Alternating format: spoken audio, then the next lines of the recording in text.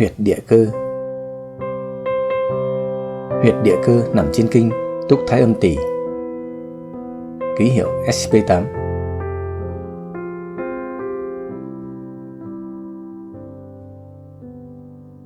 Vị trí huyệt địa cơ. Huyệt địa cơ nằm dưới góc trong xương mâm chày ba thốn, sát bờ sau xương chày.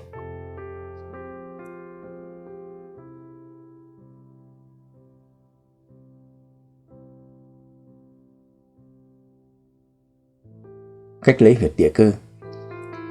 Tôi xin giới thiệu với bạn một cách làm hết sức đơn giản để có thể nhanh chóng xác định được huyệt địa cơ, đồng thời cũng luôn luôn đảm bảo được một sự chính xác cao nhất. Bạn hãy chú ý quan sát và cùng thực hành với tôi. Trước hết ta xác định được xương chày. Ở đây tôi thực hành cho chân phải của tôi. Tôi xin nhắc lại rằng cẳng chân của chúng ta được tạo thành từ hai xương chính là xương chày và xương mắc. Xương mắc là xương dài, nhỏ, nằm ở phía ngoài cẳng chân và ngoài xương chày. Nó chạy song song với xương chày.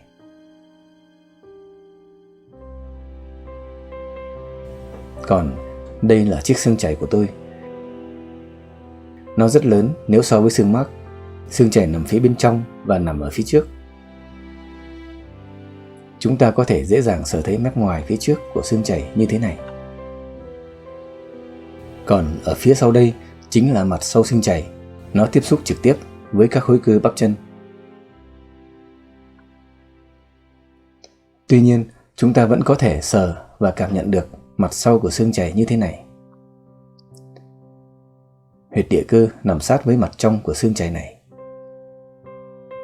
Và bây giờ, chúng ta phải xác định được huyệt địa cơ nằm ở đâu sát với mặt xương chày này. Ở đây, hay ở đây. Huyệt địa cơ nằm cách góc trong của mâm xương chày ba thốn. Vậy, đâu là góc trong của xương mâm chày? Xương mâm chày chính là phần đầu của xương chày. Nó loe to ra, tạo thành một cái mâm lõm xuống, vừa vặn cho đầu xương đùi vận động ở phía trên như thế này.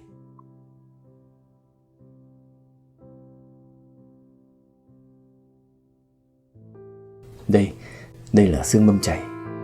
Và đây là góc trong của xương mâm chày. Từ vị trí này, ta đo xuống phía dưới ba thốn, dọc theo mép trong của xương chày sẽ có được vị trí của huyệt địa cơ.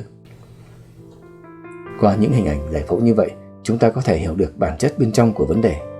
Song, nếu nhìn bề ngoài thì chúng ta xác định được góc trong của xương chày như thế nào? Nào, ta hãy để chân sao cho cẳng chân tương đối vuông góc với đùi như thế này. Rồi, ta sử dụng bàn tay đối diện, tức là ở đây tôi thực hành cho chân phải thì tôi sẽ sử dụng tay trái. Với 4 ngón tay khép lại với nhau như thế này, ta sẽ có 3 thốn.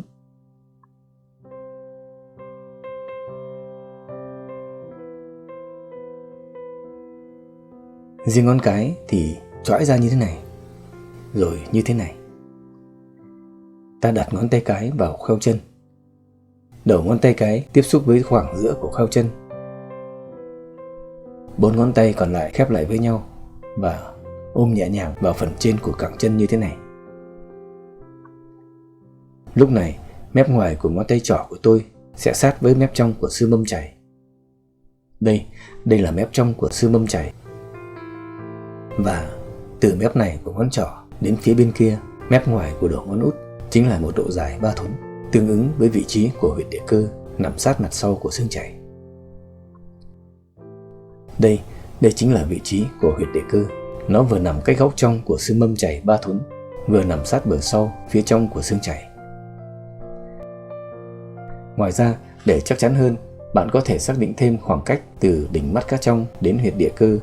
Khoảng cách này phải là 10 thốn. Thật vậy, đây chính là vị trí của huyệt địa cơ như ta vừa đo ở phía trên 3 thốn, và nó nằm cách đỉnh mắt cá trong 3,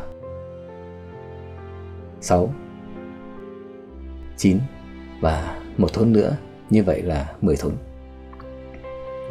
Như vậy, nếu bạn xác định được huyệt địa cơ bằng cách như chúng ta vừa thực hành thì chắc chắn bạn sẽ không nhầm huyệt, và việc chữa trị bệnh tật của bạn sau này sẽ tránh được sai sót, đồng thời sẽ mang lại hiệu quả cao nhất.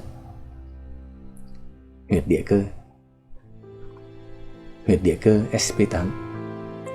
Tác dụng điều trị bệnh tật và các thủ thuật áp dụng huyệt, phối hợp huyệt địa cơ với các huyệt khác đối với từng chứng bệnh cụ thể được nói rõ và cập nhật thường xuyên trong website của Vicudo, viết bằng 3 ngôn ngữ Anh, Pháp và Việt. Đường link tôi để ở trong phần miêu tả video, mời bạn tham khảo thêm. Cảm ơn bạn. Tạm biệt và hẹn gặp lại.